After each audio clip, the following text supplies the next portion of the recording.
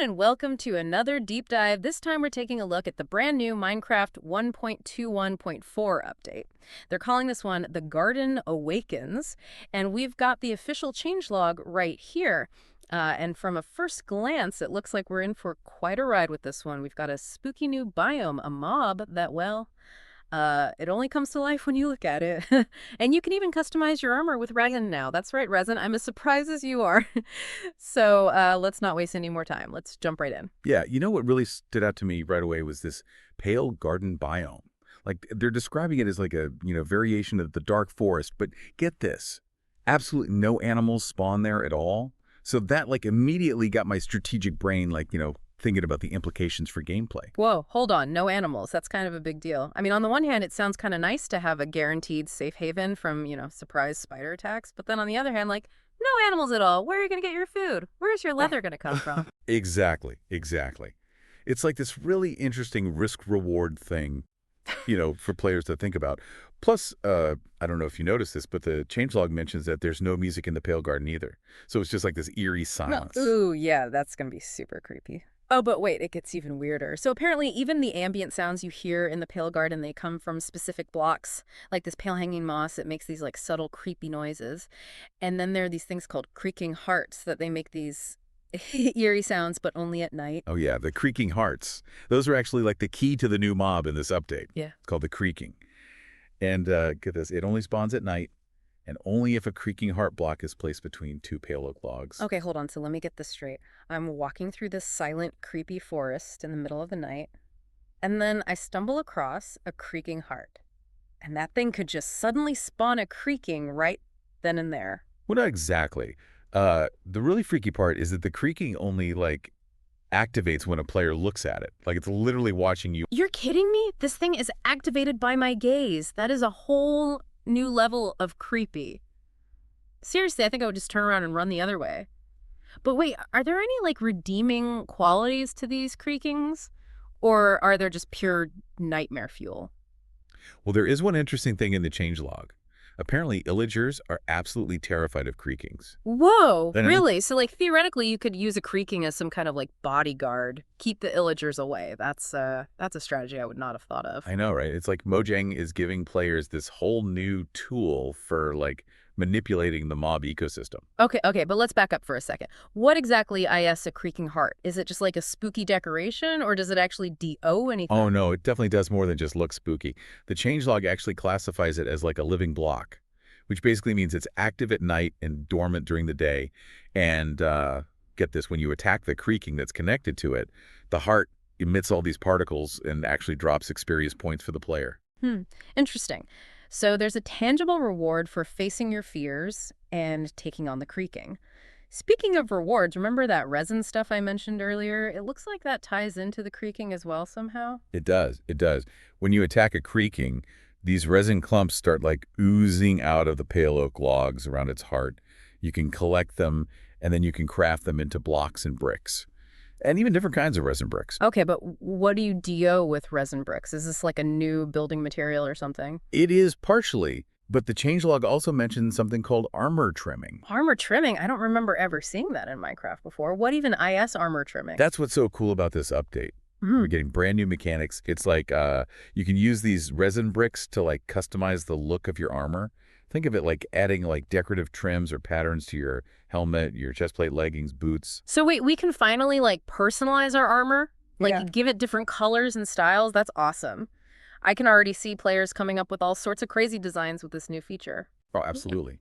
It adds a whole new layer of visual customization to the game.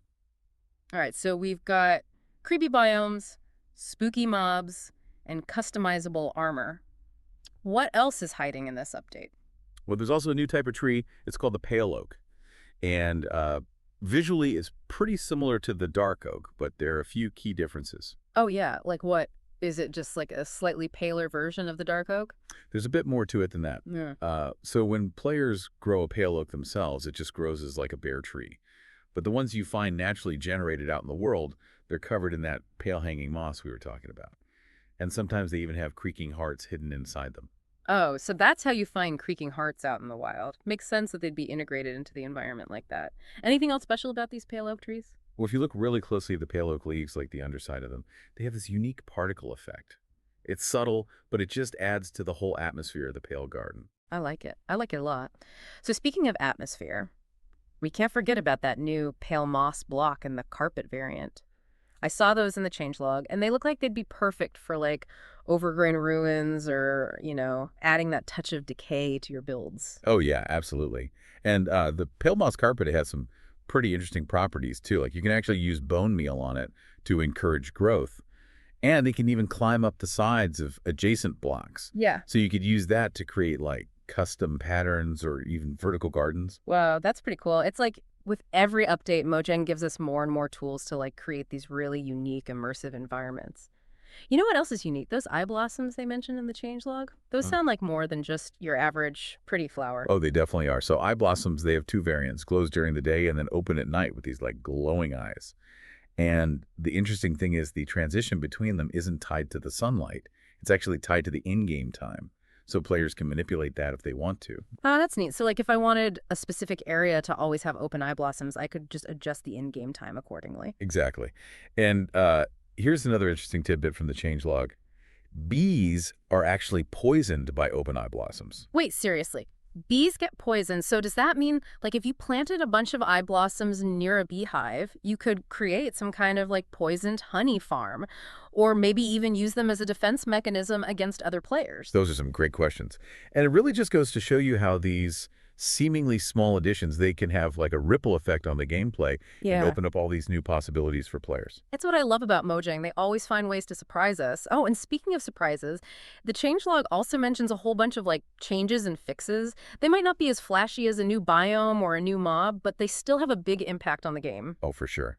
It's all about the details, right? Mhm. Like, for example, swords are no longer efficient for mining moss carpet. It's a small change, but it really encourages players to use the right tools for the job. Yeah, that makes sense. It adds like a layer of realism and strategy to resource gathering. What other changes caught your eye? Well, there's some really interesting tweaks to mob behavior, like bees now have different interactions with wither roses, so those are even more dangerous now.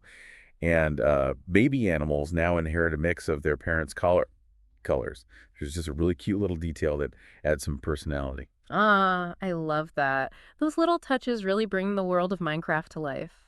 Oh, and did you see they finally removed Herobrine? Well, that's what the changelog says. But we all know Harebrained works in mysterious ways. Uh-huh, yeah, that's true. Okay, but there's one change that I'm really curious about.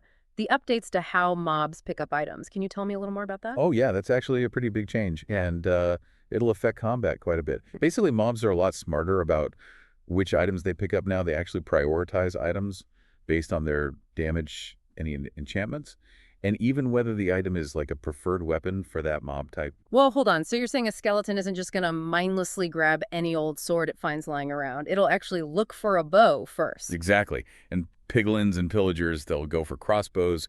Drowned will try to grab tridents. It just Yeah. adds this whole new level of realism and strategy to combat that wasn't there before. Wow, that's really cool. It makes fighting mobs so much more challenging and engaging. But what about the more technical side of this update? The changelog mentions some pretty big updates to data packs and resource packs, and even how item models are handled. Yeah, those are definitely worth exploring. But maybe we should save that for after a quick break. Wouldn't want to overload you with too much information all at once. All right, sounds good to me. So we'll be right back after this short break. Don't go anywhere. And we're back. All right, so before the break, we were talking about all the cool new features in the 1.2 1.4 update. But, it's easy to get caught up in the excitement of like new biomes and mobs and all that. But the technical side of Minecraft is just as fascinating to me. So, what's the deal with these data pack and resource pack updates? Are these changes something that the average player is even going to notice? That's a good question. I mean, on the surface, they might seem like kind of behind-the-scenes tweaks, but they actually have the potential to like dramatically change how we experience Minecraft. So, for example, the changelog mentions changes to the data pack and resource pack versions, which basically means they've updated the underlying structure of how custom content is created and implemented. So, does that mean we could see even more like complex and creative mods and resource packs in the future? Absolutely. It gives modders and creators like way more tools and flexibility to work with. Think of it like upgrading the software that Minecraft runs on. And speaking of upgrades, there are also some significant changes to how item models are handled. Okay, I'm not going to lie, you kind of lost me there. What exactly are item models, and why should I care about them? So basically, item models are like the blueprints for how items look in the game. And in the past, these models were often tied to block models, which could be pretty limiting. Yeah. But now they're independent with their own specific properties and attributes. So does that mean we could see more like detailed and visually impressive custom items? Like imagine swords with intricate engravings or tools with like glowing runes. Exactly. It opens up a whole new world of possibilities for customization and creativity. And it's a great example of how Mojang is constantly empowering the community to shape their own Minecraft experience. That's one of the things I love most about this game. It's always evolving and pushing the boundaries of what's possible. Before we wrap up this deep dive, I want to circle back to the creaking heart for a minute. You mentioned earlier that it has some really unique mechanics beyond just spawning the creaking. Oh yeah, definitely. The creaking heart isn't just like a static block. It actually interacts with its connected creaking in some Yeah. pretty fascinating ways. Yeah. Like, for instance, it will actually try to remove or replace the creaking if certain conditions are met. What kind of conditions? Well, like if the creaking wanders too far away from the heart, or if daylight breaks, the connection is severed. It's almost like the heart is constantly monitoring its creation, keeping it in check. Whoa, that's pretty intricate. So it's not just about mindlessly spawning a creaking. There's a layer of strategy involved in terms of where you place the heart Yeah. and how you manage the creaking's movements. Exactly. And there's another cool detail. Comparators attached to the creaking heart will output signal strength based on the distance to its connected creaking. Hold on, are you telling me you can use redstone to interact with the creaking heart and its mob? That's insane. It is. Just imagine the possibilities for creating traps or defense systems, all based on the creaking's movements or the presence of a player near the heart. The potential for redstone engineering with this new block is huge. This update just keeps getting better and better. I mean, we've got a spooky new biome, a creepy new mob, customizable armor, and now a block that opens up a whole new realm of redstone possibilities. And don't forget all those little details too, like the new ambient sounds, the tweaked mob behaviors, and all the countless bug fixes that just make the game smoother and more enjoyable. It's clear that Mojang put a lot of thought and effort into this update, and I, for one, cannot wait to see what the community does with all these new tools and features. Me too. It's what makes Minecraft so special. Hmm? It's a game that's constantly being shaped and reshaped by the players themselves. It's like this massive collaborative creative endeavor. Well said. So, as you all venture into the world of the Garden Awakens, remember this. You're not just a player, you are a creator. Embrace the unknown, explore the Pale Garden, face your fears, and most importantly, have fun. Who knows what secrets you might uncover? Maybe somewhere in the depths of that eerie new biome, a trace of Herobrine still lingers. Okay, maybe not Harebrained, but hey, anything is possible in the ever-evolving world of Minecraft. Thanks for joining us on this deep dive into the Garden Awakens update. Happy crafting, everyone.